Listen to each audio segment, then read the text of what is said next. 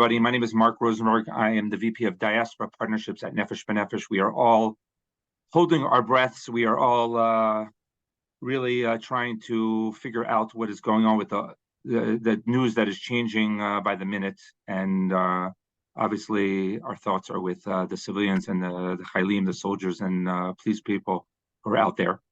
We thought at Nefesh B'Nefesh the best thing to do was to have an operational update from the IDF, and we're honored today to have that opportunity to share this information with you. And we have Major Libby Weiss, who is a former IDF spokesperson and an Olah herself, and has had distinguished service and has been through IDF operations in the past, and has been an eloquent voice for Israel on CNN and Fox News, and has been recognized by the President of Israel for her service. And I think between her service and her experience as an Olah, really give us the best briefing for this. I want to just mention that Nefesh B'Nefesh is offering lots of guidance and support, and always welcome to reach out to our staff through our Moked, and we'll be giving the information throughout this briefing in the chat. Please direct your comments that we're going to take questions and answer at the end to the Q&A, but we have the Nefesh B'Nefesh staff here in the chat if you also have other questions. So without further ado, Major, please, we are honored to hear this important update. Hi, everyone. Thank you for having me. This is it's a challenging update to give, because I think for so many of us here in Israel and abroad, what we've seen in the last day and a half has really been unprecedented in terms of kind of security events that have happened in Israel. I think it maybe would be helpful if I kind of run through what has happened, what is going on right now, what the IDF is doing, and then I'm happy really to open this up to as many questions as time permits. I certainly want to be a resource to everybody who's here and get to those questions. So of course, yesterday morning, the country woke up to essentially an invasion by Hamas into Israel. We know that hundreds of Hamas terrorists crossed into Israeli territory in all methods, but what we see as really the most dramatic is being by land. We know that there were attempts with certain drones, and we know that there were sort of parachute type of attempts, as well as by sea, but the most successful were really those that took place by land. These terrorists came and really opened a rampage. And I don't know if there's really any other way to describe what we saw. We saw a clear attempt to target civilians, to go into Israeli kibbutzim and towns along the border with Gaza, to take control over those communities, bases as well, IDF bases that were along the border, and to wreak havoc and to really slaughter innocent civilians. This is horrifically the biggest massacre of Israeli citizens since the establishment of the country. So the magnitude of this is significant. The fights and the battles between Hamas and the IDF have been ongoing. At this stage, the IDF has control over most of the civilian communities along the Gaza border. Again, this is a dynamic situation, so I don't want to commit to specific numbers on this. But we do know that there's ongoing fighting that is taking place. We know that there are civilians in the communities along the Gaza border that have essentially been taken hostage by Hamas. And then this is in addition to the numbers of casualties that we're seeing, and that unfortunately these numbers keep growing. So as of now, we know more than 600 Israelis who have been killed, thousands of injuries, of those who are injured. They're now at this stage sort of overwhelmed hospitals in Israel's south, and the condition for many of them is very, very severe. So we anticipate that the casualty figures will increase. And of course, we are seeing tens of Israeli citizens who have been kidnapped across the border. And the images and the videos that we've all been seeing are horrific. There's really no other way to describe it. We're seeing elderly people, children, families, completely innocent civilians who are just being dragged across the border, and are now being held by Hamas. And the desecration of the people across the border is horrific. I don't know how else. I don't know how else to describe it. But what the IDF is really doing now, first, obviously, as a country, we're all mourning what we're seeing, and I think that this process of mourning, this reality will certainly take time. But on an operational level, the IDF is operating now to first and foremost secure the border, to make sure that all of the communities along Israel's southern border are secure. We've started evacuating civilians from those communities to put a distance between them and what's going on. And at this stage, we are also striking by air, doing airstrikes against Hamas targets within the Gaza Strip to make sure that Hamas in no way has the capacity to carry out acts like this in the future, and to stop them now. That's what we're seeing along the border with Gaza. We know in this morning that there were mortars from Hezbollah that were fired into Israel as well, and Israel responded by striking Hezbollah targets. So it's a very tense situation. Certainly, I know for the people who are on this call who are in Israel, they're really feeling that and feeling the horror of what we've seen in the last day and a half or so. But this is ongoing, and we understand that this is not going to be. We're not done. We're not at the end of this kind of event. We understand that the road ahead is going to be a long one, and we understand that the response against Hamas will be severe. We've heard really everybody say that, all key stakeholders and decision makers say that, and that's what we are anticipating. But it is important to know that we are, I think, here within the Army, certainly I'm a reservist, there are so many who have come. I think there's this real sense of unity and of strength and of determination. We really are fighting now for our homes and for our families and for our friends. And we will do whatever is necessary. All options really are open and on the table, and we'll do whatever is necessary to restore a sense of normalcy and calm for the people here, and to make sure that Hamas can't do this ever again. So it's complex, tragic, really, really dynamic. But the IDF is doing everything possible right now, certainly in the short term, to secure the situation. So that is a sort of, I would say, more or less an overview of what we're seeing. And I'm really happy to open this up to more questions and to dive in deeper on any of the subjects that may be relevant for people on the line.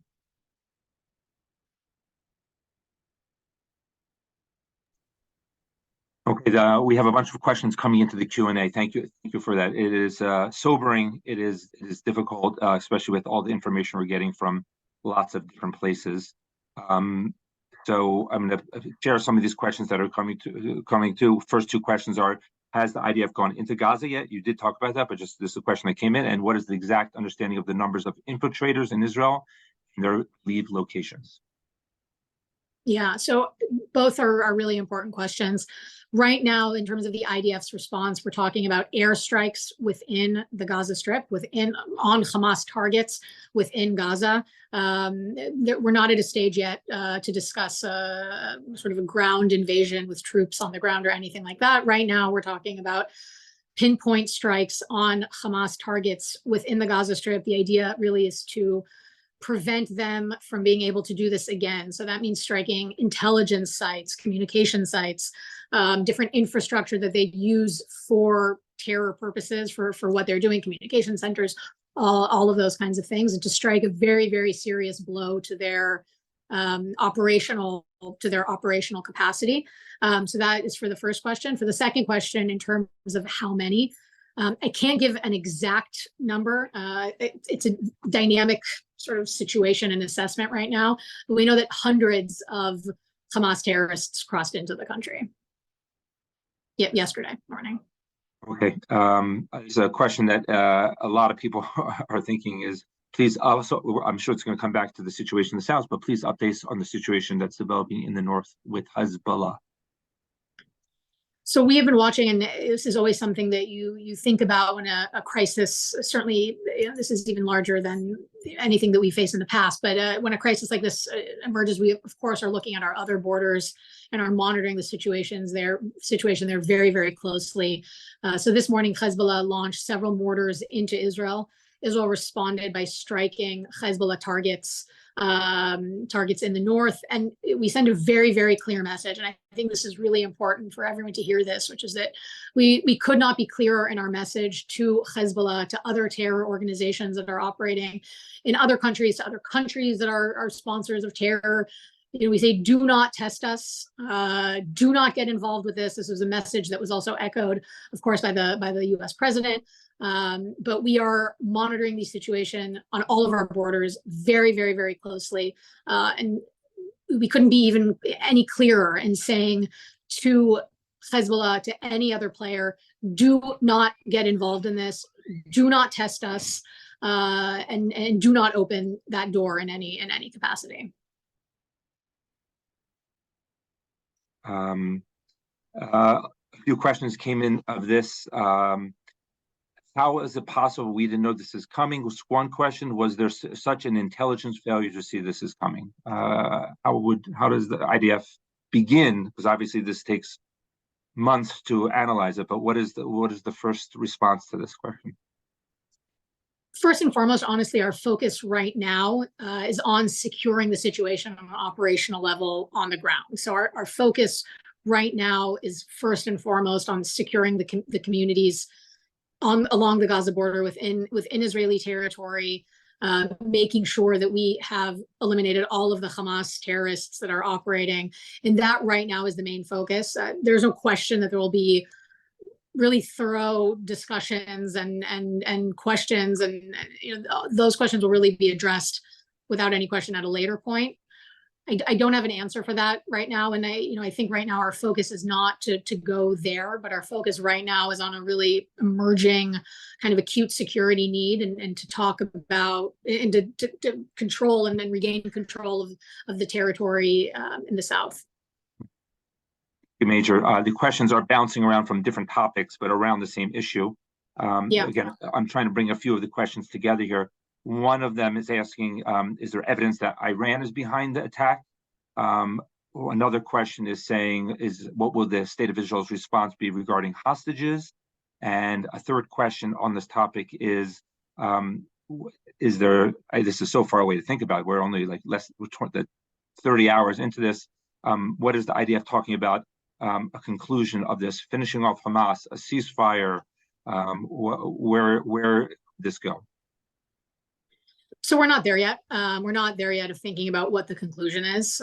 Right now, again, first, the focus is on securing Israeli communities now, and that's ongoing, literally as we speak, that's ongoing. And after that, it's really making sure that we have eliminated Hamas's capabilities in terms of their military capabilities.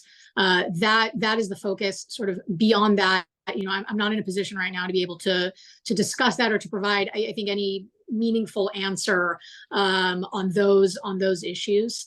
And we do know that Hamas has for years been working closely with Iran, with other players. We have the Palestinian Islamic Jihad that are operating also within the Gaza Strip. We understand that there is a coalition of terror organizations and groups and countries that want to wipe Israel off the map. And they have been working hard over the years to develop their capabilities and their abilities across the military capabilities and abilities across the board. And we remain, really focused on those goals right now and blowing as heavy of a blow as we can to their capabilities in the coming days or weeks or however long it's going to take. I appreciate you being as straightforward as possible. These are all very sensitive topics, and the questions are like heart-wrenching to read the first time I read them, and to say them out loud is hard. What is the IDF's update regarding list of hostages that we're taking? I think this is important to know. A lot of people know what's the process for notifying families who are injured or affected by this. And I'm bunching the questions together also just so we can get through as many as possible. And an important question, what's the Israeli government's and the IDF's contact with the International Red Cross regarding the civilians that have been injured and taken? It's an incredibly challenging and devastating process. And I want to be sort of as open with everybody about that as possible. These are really large numbers. And what makes it even more challenging is the fact that there's fighting that's going on right now as we speak. So the process, it is taking time. The IDF is working, really closely to try and identify and to do that as quickly as possible. Of course, there's, we have a mix here. We know we have civilians, which doesn't fall under the purview of the IDF. We have military as well. So there are a lot of hands involved and hands on deck to do this. It's a challenging process. And, first and foremost, I live here, and as a citizen, it's devastating, everything that we're seeing on social media and everything that we see about how people are feeling. It's a process that is taking some time. Everybody is committed to doing it as thoroughly and as accurately as possible. And of course, to notify families, to make sure, that we don't distribute information that is not confirmed yet, because of the sensitivity that we want to have towards families who are missing loved ones. So it's an incredibly painful, difficult task right now. The IDF spokesperson announced earlier in the day about a number that was being opened, a phone line that was being opened for people who could call, who were missing loved ones. So there's efforts across a lot of different organizations and groups to try and do this, but to do it as responsibly and accurately as possible. And it's a challenge also in light of the operational reality on the ground. Okay, this is such a heavy topic. Some questions that we've got in here. Does the IDF have any information about attacks in Jerusalem, other places that should be on high alert? That was one question. And another question that came in here, copycat invasions from other places. How is the IDF remaining vigilant for that, as well as dealing with this tremendous crisis? Right. So first of all, we are very aware and are monitoring really, really closely all of our borders and everything that is happening on our borders across the country. So of course, our focus is not only on what is going on with Gaza, though, understandably, it's a priority, but we are well aware of the actors that are at play, along our borders and beyond that. So the IDF is closely monitoring everything that's happening there. I won't, obviously, for sort of operational reasons, I won't elaborate what is being done specifically, but we are absolutely monitoring the situation very, very closely and sending as clear of a message as possible to any other actor to not get involved and to not test us at this time. So that is for the second question.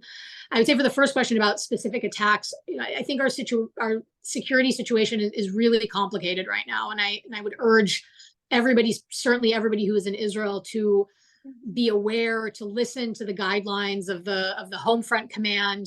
We do understand that there could be a potential for terror attacks, and that's something that unfortunately we always live with here in Israel.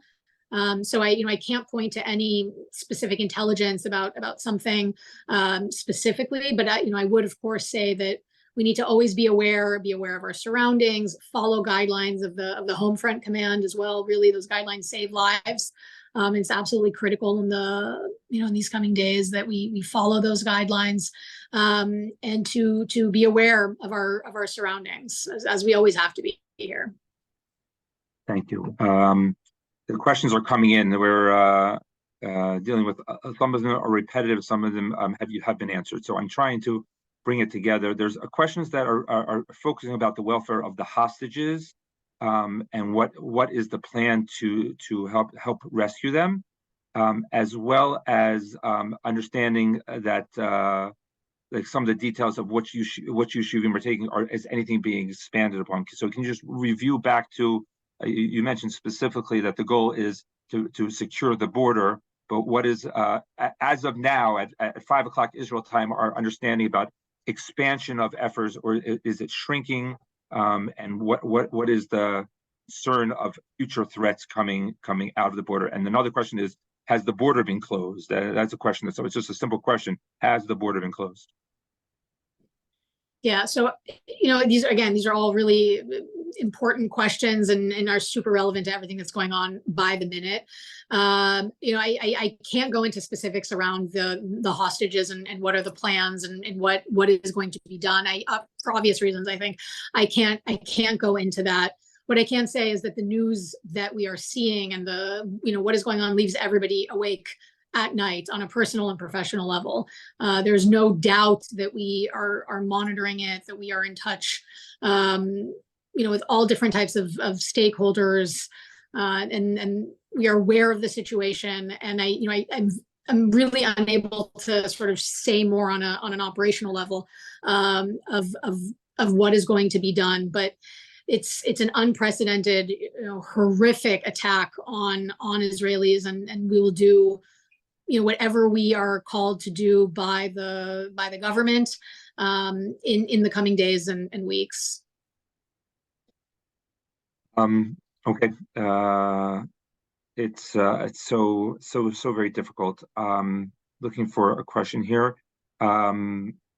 Some of these questions are really specific, asking about is Ashkelon secure? Is Ofakim secure?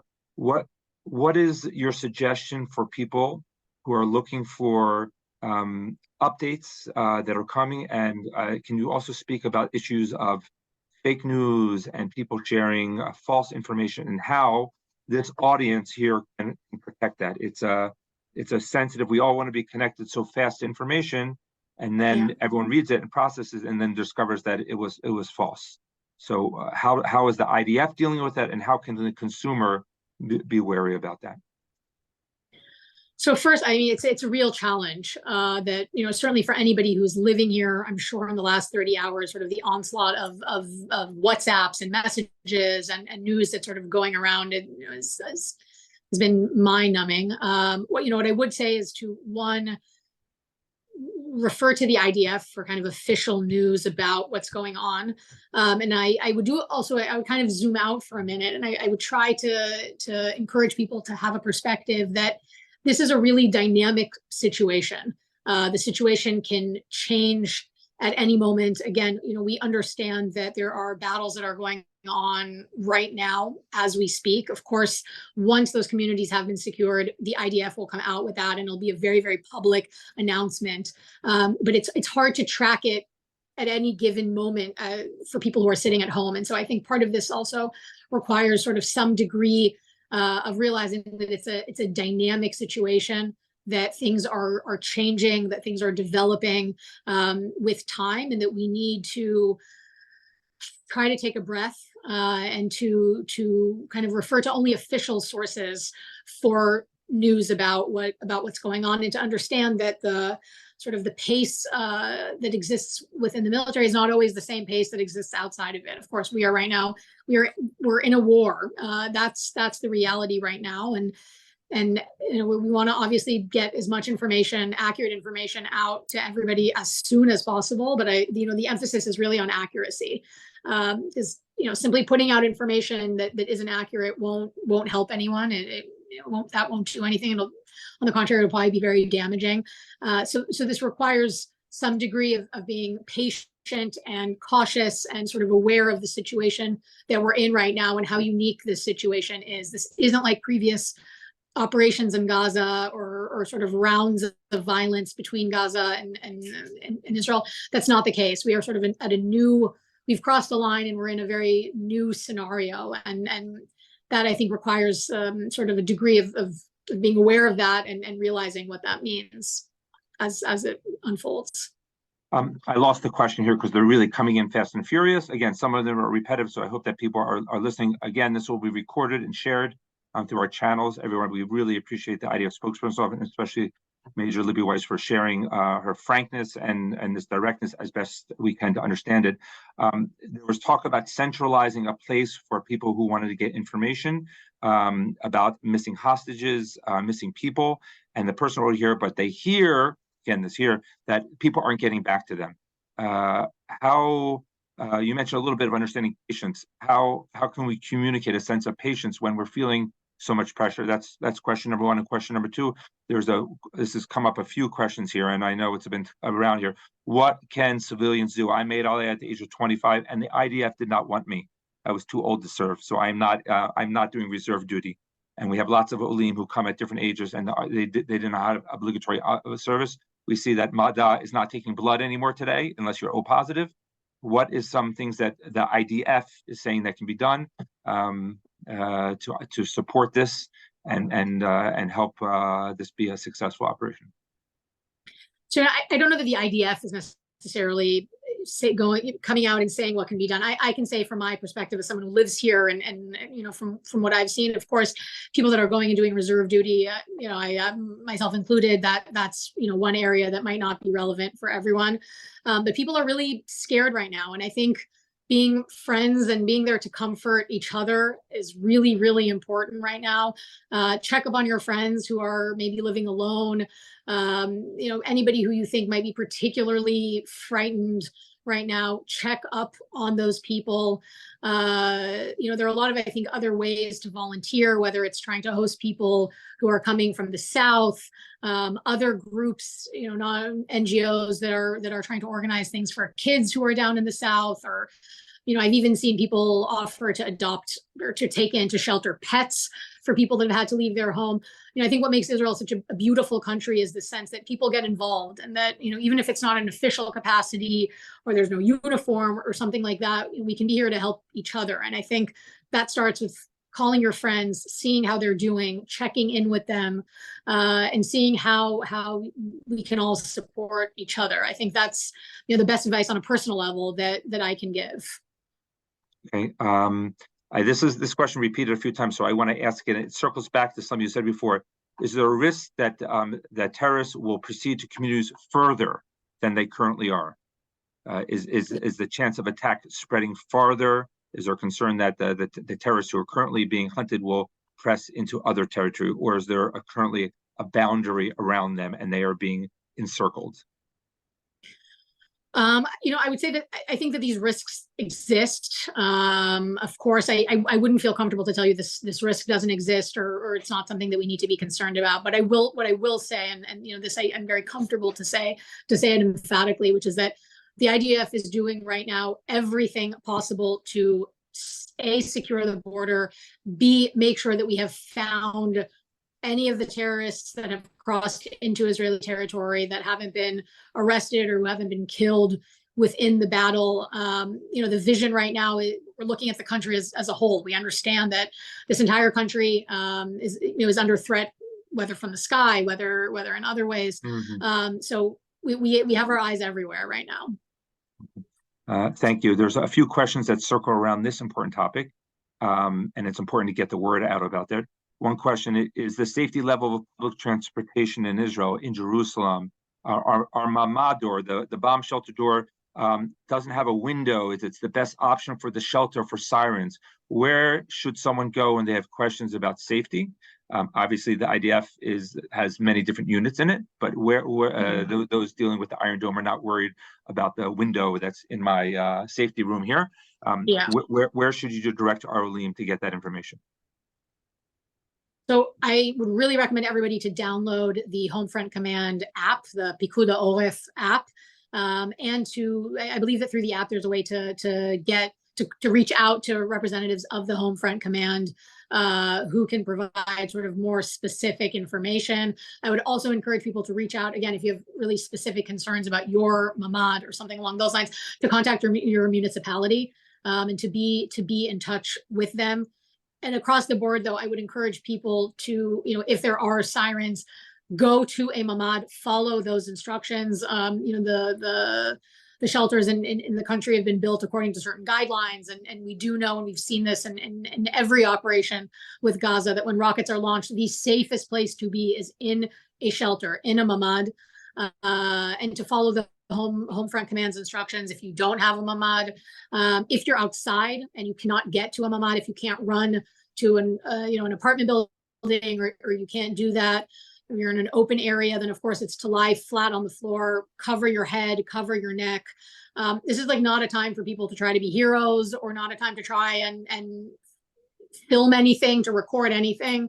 The best way to keep yourself safe when you hear the siren from a rocket is to go to a mamad. If you don't have a mamad, then the Homefront Command can explain what to do. Usually it's to try and go to sort of within your building, to go to floors that are isolated from windows and try to go as far away from windows as possible. But that's the best advice that I can give. The Homefront Command, your municipality, whether through the app, whether on Facebook or on other platforms. Thank you. We're going to reinforce that. We're going to share that around as well. That app is really important, and that is to answer the question: are trains safe?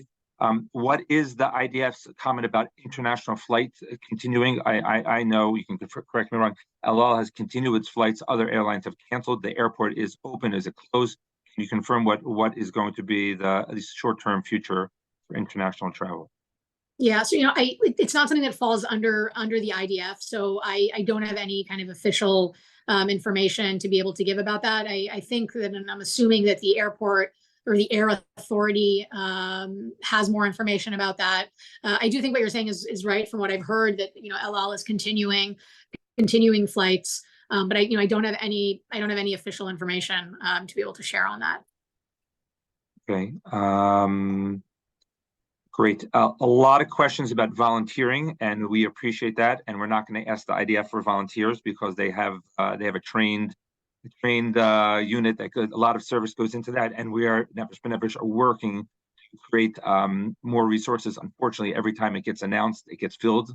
So we're trying to mobilize that as well. We got at least a dozen questions right here about the topic of volunteering. It's amazing. It's commendable how people want to be involved, and I think it's an amazing thing. Great. A question that I had up here before. Sorry, we're over 100 questions that are coming in. And that's already the ones that I marked off as answered.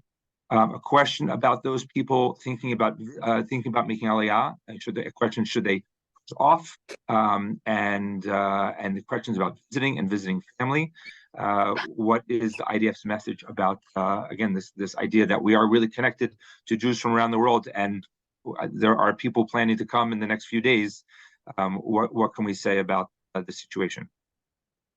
I don't have anything official to say sort of on behalf of the IDF. I can say as an Olam myself, I think this is a super personal decision for everybody to make, whether that's a question about Aliyah, whether that's a question about people visiting or coming in or leaving. I think that these are all really kind of individual questions, and I don't make any judgment for people regardless of the decisions that they make. But I think it's worth really for people to ask themselves, what are they comfortable with, to speak to their friends, to speak to other people, and to make a decision that everybody is comfortable with. I don't have any kind of one size fits all advice on that. I can say that for those of us who are here, and then certainly I can speak for myself as someone in the military, we are doing everything that we can to bring back sense of normalcy here in the country, to make sure that Hamas can never do this again. It's going to be a challenging period of time. It already has been horrific, and when we see what's going on, but it's I think a really personal question, and I would just encourage people to give themselves the space to ask themselves those questions and to make the decision that feels right to them. Thank you very much. And we encourage those people who to speak to the Aliyah advisors. Flights are still coming in, so it's possible, but you have to make sure that you're comfortable. Major, yeah. There was a question that someone wrote in here anonymously that Gilad Erdan, who I believe is the Israeli representative of the United Nations, said on TV today that there were dozens of Americans that were taking dual citizens. Is this a factor? Is this true? Is this a factor? Is this repeated? What's the accuracy of this, and what can be done? Again, people abroad, that this is a factor that they're living with their communities abroad. So I don't have the information right now to be able to confirm that, but I think on a larger scale, for people who are living abroad, I think it's reaching out to your congresspeople to explain to them what's going on. We've seen a lot of support from government in the United States, but I think it's reaching out to your elected officials in the U.S. and Canada, expressing your concern about what is happening here, and to do that as citizens there, I think is very valuable. But I don't have the information to be able to confirm that now. I appreciate your no answer on that. And so here's another question that you might not be able to answer. Reservists are being mobilized. Is there a plan to call more? And that's one question. And another question that came across here was, what was it right here? Really, thank you. We're trying to get to everyone's questions here, so I really appreciate it. Oh, that they know that when there have been mobilizations, especially as quickly as in the past, suddenly people start needing socks or wipes, and then people start mobilizing to drop off these for urgencies of this. Is there, your knowledge? I mean, I think I know your answer to this, that you're not focused on that, but I want to put it out there that there's this desire for people to help those soldiers who are out in battle. But what can be done? I know that there might not be something, but I wanted to share that person's desire, knowing that this is part of the cycle of drafting reservists. I mean, so first of all, I really appreciate the person's desire to want to help. You know, again, I don't have any sort of official information to give about that. I can share from my personal experience that, you know, that's usually what happens, is that people come to do Miluim, people are drafted, and then there are certain needs that they have that arise, and, you know, amazing volunteers are there to help and to support and to do all of that. So I anticipate that, you know, something similar could happen now. We have called up, the military has called up a lot of reservists. I think it's fair to assume that the number will probably increase, but I can't, you know, give any sort of definitive answer on that. But I do anticipate that as this continues, there will be opportunities for people to help their friends, to help reservists, to help the community. You know, I imagine that sort of naturally some of these opportunities will arise. But I really appreciate the people who are really eager and wanting to volunteer. Continue with the tough questions, and I know the answers to this are not going to be very clear, but these are honest. These are, I think, it reflects where people are thinking, and it's important to address it. People, is there going to be a ground offensive? Is a question that people are asking. Is this something? And another question bundling with it is, I see that the electricity and phone service with water were turned off for Gaza. Is that true? Is this a sign that things are happening? Again, is it misinformation? Is it real information? Is this a sign that there is going to be a land invasion? So I can't give any definitive answer. What I can say is that all options are on the table right now for the IDF. You know, any sort of decision about future engagement or how to escalate the situation is something that the government will have to make.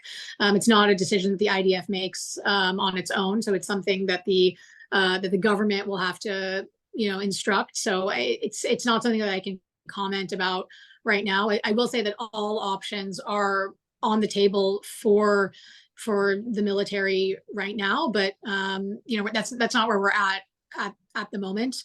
In terms of the electricity, you know, we do know that Israel has stopped giving electricity, sort of what they give to Gaza, and I think it's quite reasonable that, you know, we won't be supplying terrorists with the material that they need to continue acts of terror and to continue this offensive that's taking place right now as we speak.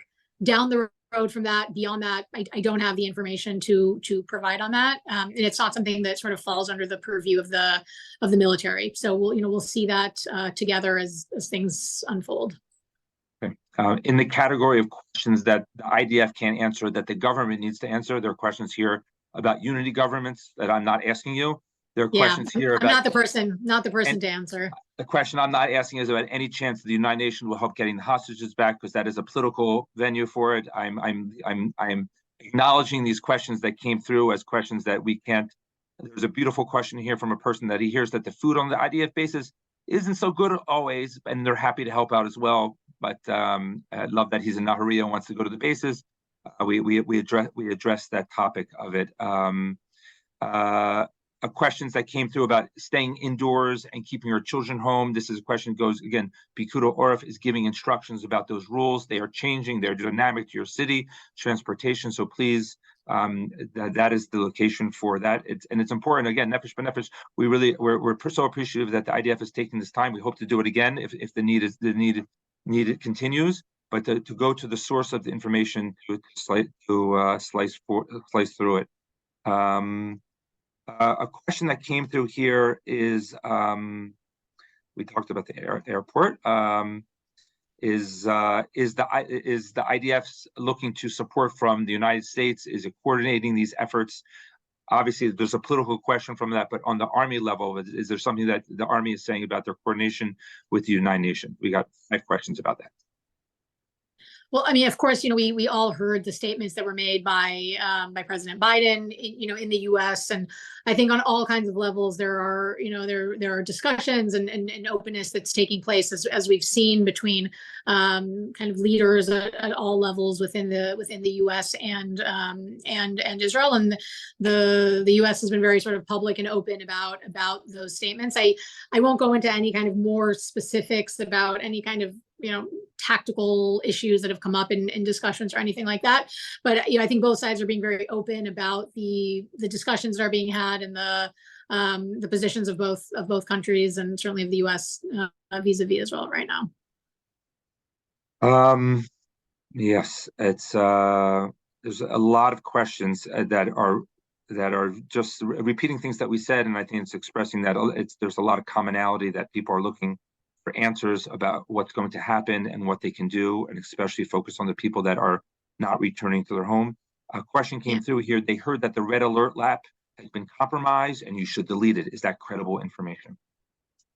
I don't know to say that. I'm not sure about that. I would encourage, again, though, people to use the Homefront command. I'm not saying instead of, but I do think that it's a great resource and can provide really life-saving information. But I don't know to say about the Tseva Adom app. I don't know. Again, the spot to go is Pikud Oraf. A question came in from a woman named Atari here saying that they clicked on that and nothing happened. Specifically, adult education, a person, something is okay. I would encourage people, if the English information isn't good, to go over to the Hebrew. Most of it is translated. Not always they do a great job. And there is a contact button that if you want to have questions, you should call. There is a great responsiveness. There is a tremendous effort. Again, this time that the IDF spokesperson is offering to share here shows the dedication. This is important that we get the right information out, and Pikud Oraf is the place that you want to go up. There's a question that came out: will school be open tomorrow? The Education Ministry announced that tomorrow and the next day there will not be school. You'll probably get an email probably in the next hour from your schools, but it's always good to go to the official websites for that. So I wanted just to mention that. We're getting lots of thank yous coming in here, which are a question about, I don't think you can answer, Major. Do you think universities will open up on the 22nd? It's a dynamic situation, you're going to say. We're not so sure yet. Contact your university because they are monitoring the situation as well.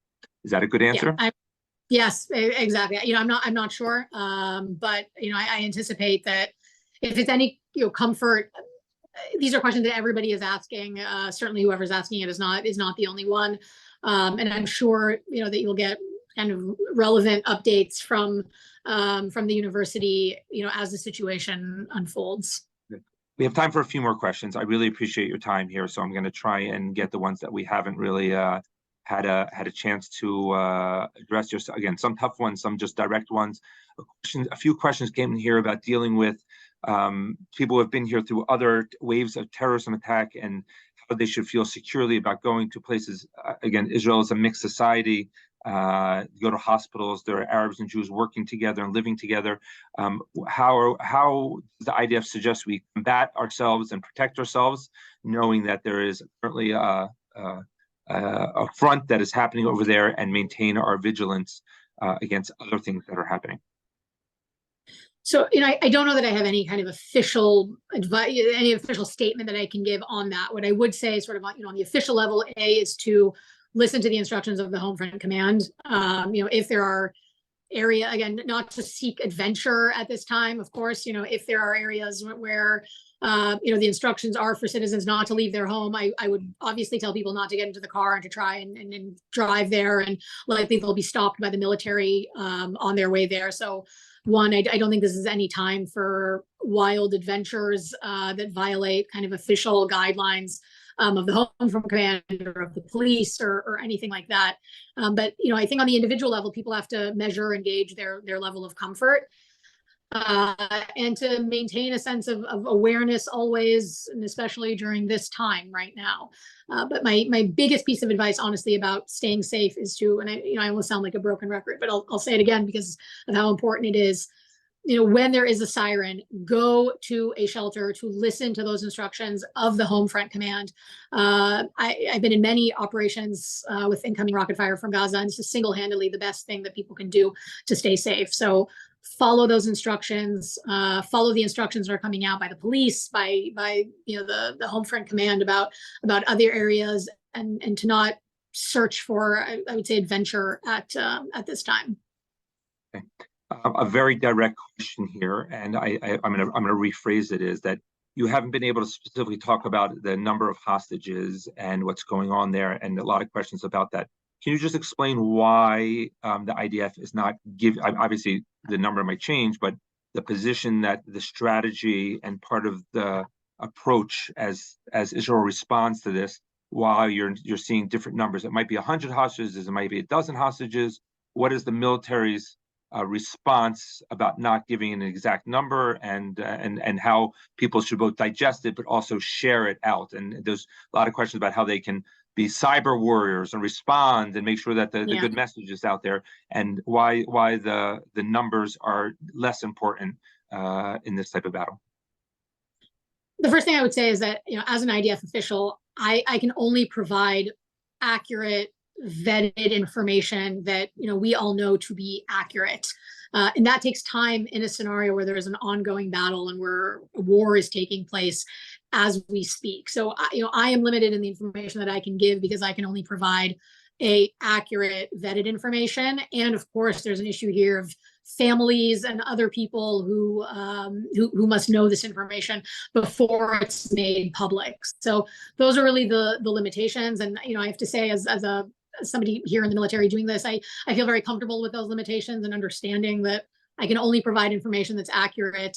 And of course, there are other people that need to know about that information first and before it's something that could be revealed.